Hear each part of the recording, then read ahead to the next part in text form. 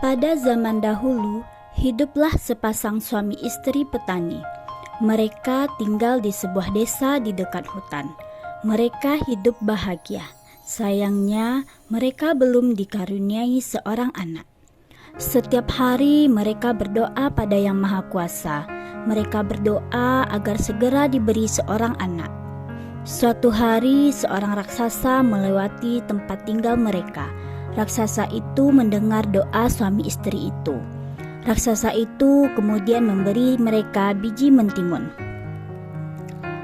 "Tanamlah biji ini, nanti kau akan mendapatkan seorang anak perempuan," kata raksasa.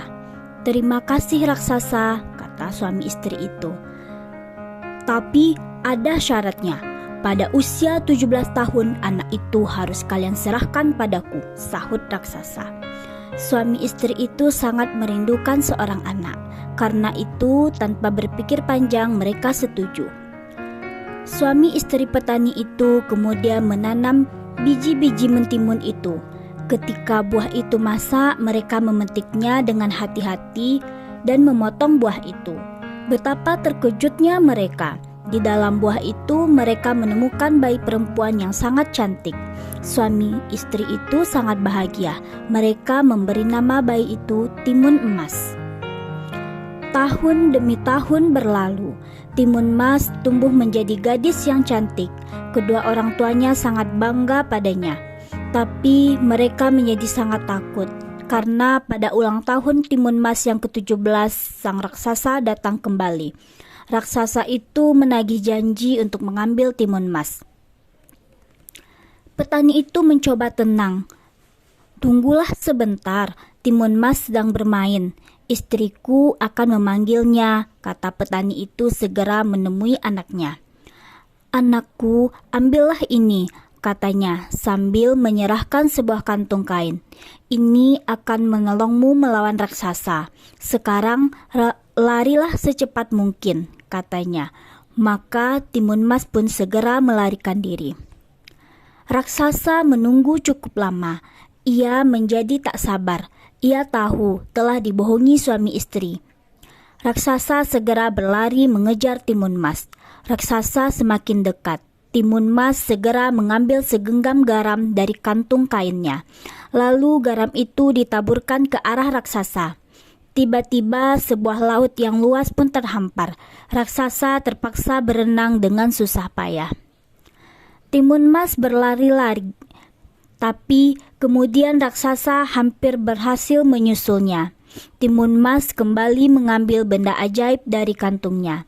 Ia mengambil segenggam cabai. Cabai itu dilemparnya ke arah raksasa. Seketika pohon dengan ranting dan duri yang tajam memerangkap raksasa. Raksasa itu berteriak kesakitan, sementara Timun Mas berlari menyelamatkan diri. Tapi raksasa sungguh kuat.